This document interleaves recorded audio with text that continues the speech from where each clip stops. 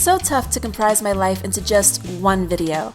I guess the juicy details will just have to wait for my memoir. But for now, I want you to picture it. New York City, 1990. I came into this world with a bang. Literally. Well, let me explain. See, during my birth, I got stuck in my mother's vagina. Yep, stuck in my mother's vagina. And no, that's not pubic hair, that's actually the hair on my head. I was born with a full head of hair. Although it was just barely the 90s and I'm sure my mother had some pubic hair, but anyway. As I said, I was stuck. And if it hadn't been for a strong punch to my mother's abdomen from one of the doctors in the delivery room, either myself, my mother, or the both of us would have been dead. But spoiler alert, we survived. Yay! Okay, so stop looking at my mother's vagina, you perv.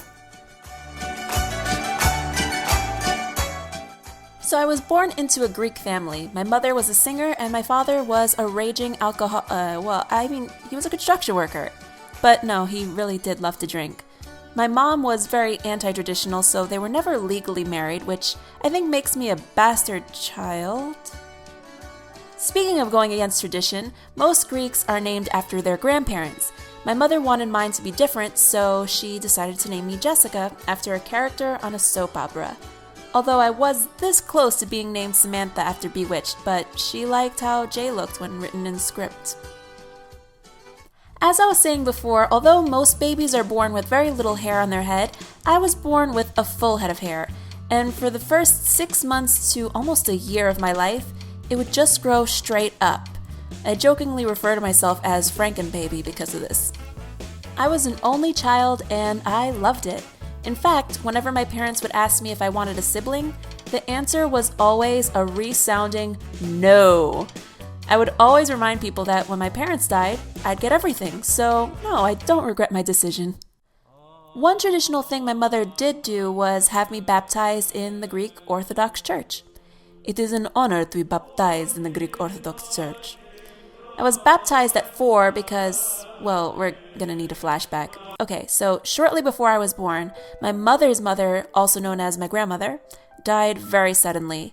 Baptisms are supposed to be a happy time, but needless to say, my mother and the rest of the family weren't really in the spirits to celebrate much after her death. So she waited until I was 4. So back to church in 1994 we go. I remember my baptism because my father drunkenly managed to record a shaky video of it. I hated the taste of communion as a kid, and so during my baptism, I spit it out all over the floor, which is a big no-no to the Greek church. The priest flipped and yelled at both of my parents. I'm pretty sure he was convinced that I was the spawn of the devil or something. Isn't that sweet?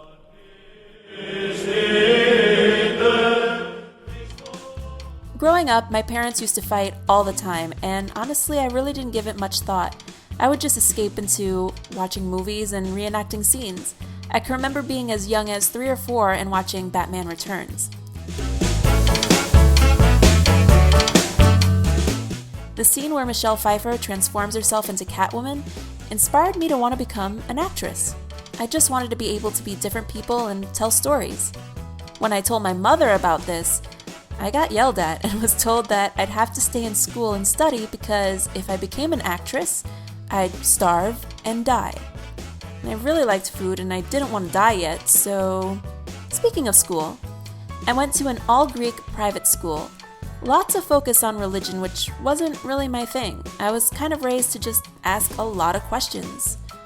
Random fact, my mom would always put my hair up in a really high ponytail as a kid. And since my hair was so long and thick, I'd have really bad headaches most of the time. Still, although I didn't mind school, my eyes would always be on the clock. I just couldn't wait to get home to watch TV and movies. I remember being a kid and watching movies like Elvira and Hocus Pocus. I'd go into my mother's makeup and closet to get a wardrobe going, and then I'd pretend I was Elvira or Bette Midler. I can still remember a lot of the lines.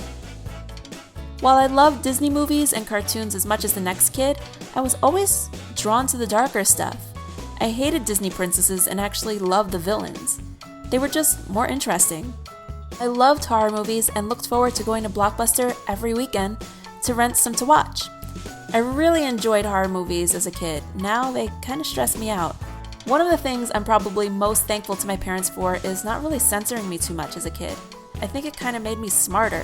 What I wasn't thankful to my parents for was letting me be seen in public with big, bushy Greek kid eyebrows. You can always tell who the Greek kids are in a group just by their brows, or sometimes their mustache. Another awkward thing about me was my teeth. When my adult teeth started coming in, I had a big old gap between my two front teeth for quite some time. I was teased for it a lot, and my mother thought about getting me braces, but eventually as the rest of my teeth started coming in, the space closed up and I never really needed to get braces.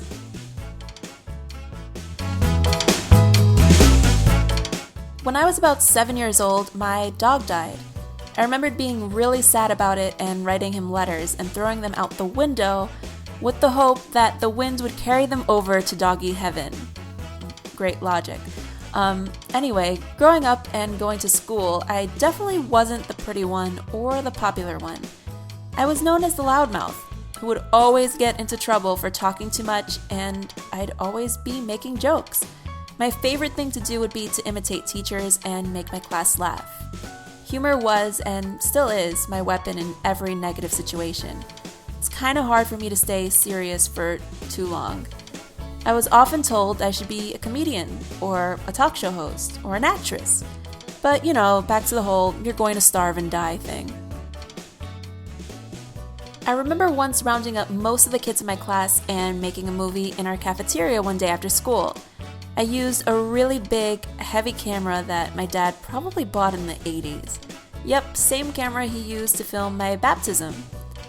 Sadly, I have no idea what has happened to that tape, and I've been asked about it quite a few times. I'm actually half sad and half relieved, to be honest.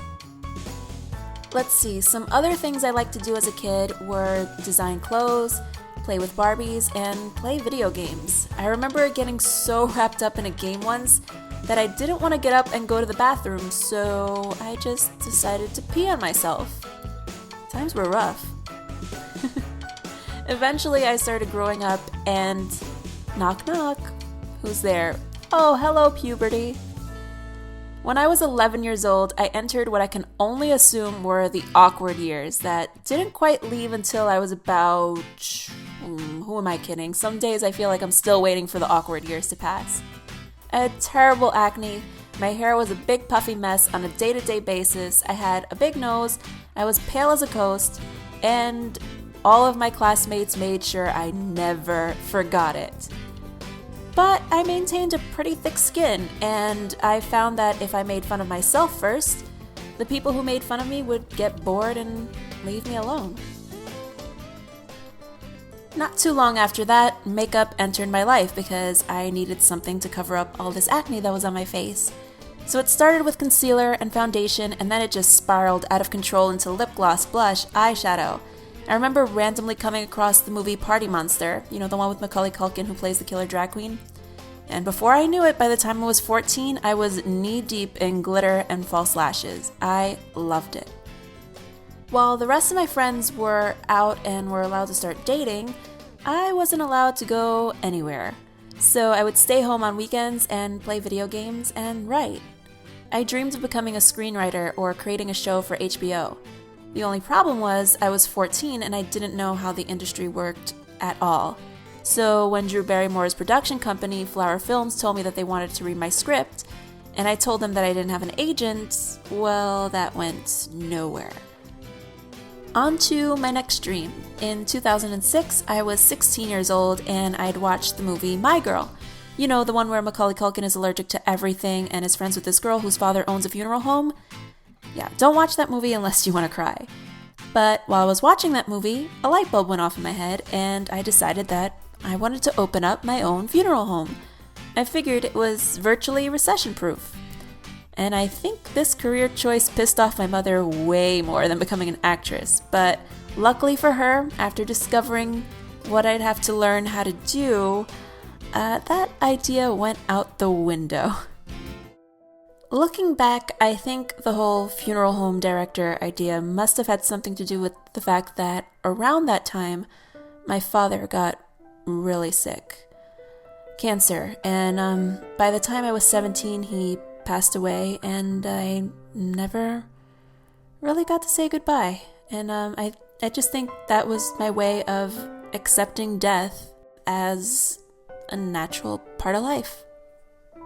During this time, I didn't have many close friends at all to turn to for support, and it was the first time in my life that I started to feel really lonely and understand what that meant.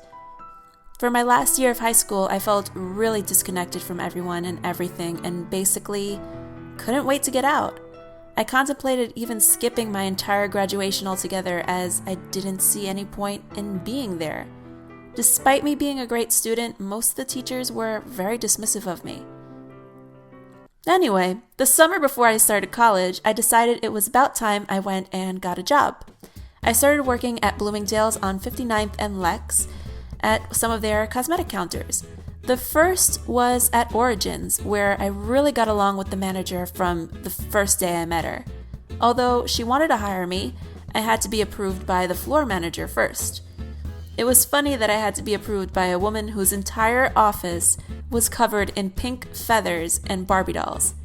She didn't like me at all and told me that she was only hiring me because the manager at Origins really wanted to. I was like, whatever, works for me.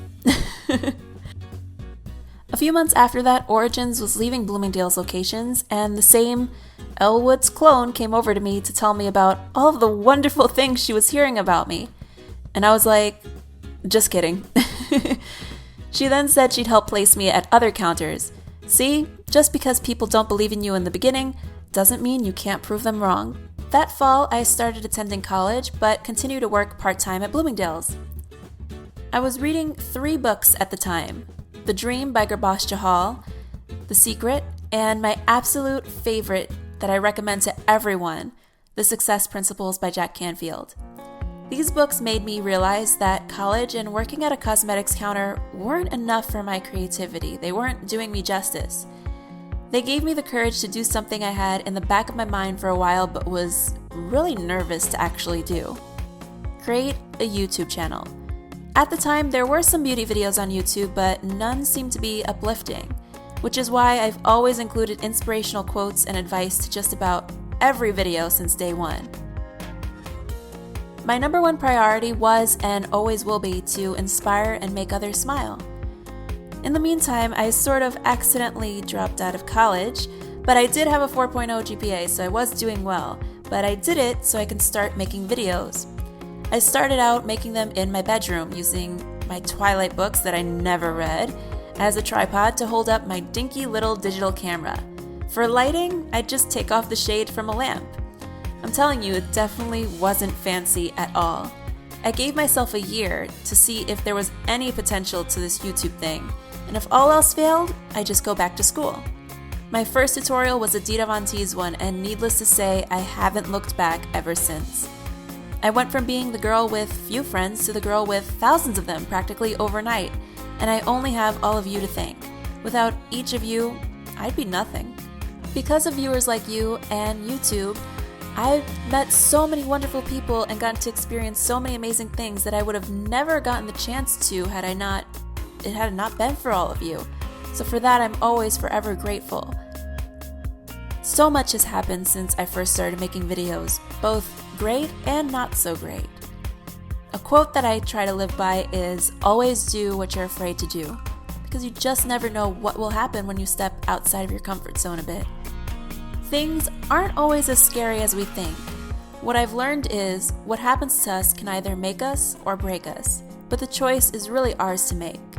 And that laughter is the cure for everything. I always say if you don't laugh, you'll cry. Things change and it can be hard, but if nothing ever changed, we'd never have butterflies. And no matter what changes, do not let your fire go out, spark by irreplaceable spark. Time is something you'll never get back, and I don't intend on wasting a minute of mine. My story is still being written. As always, I love you for watching, and I look forward to talking to you all again very, very soon. Bye!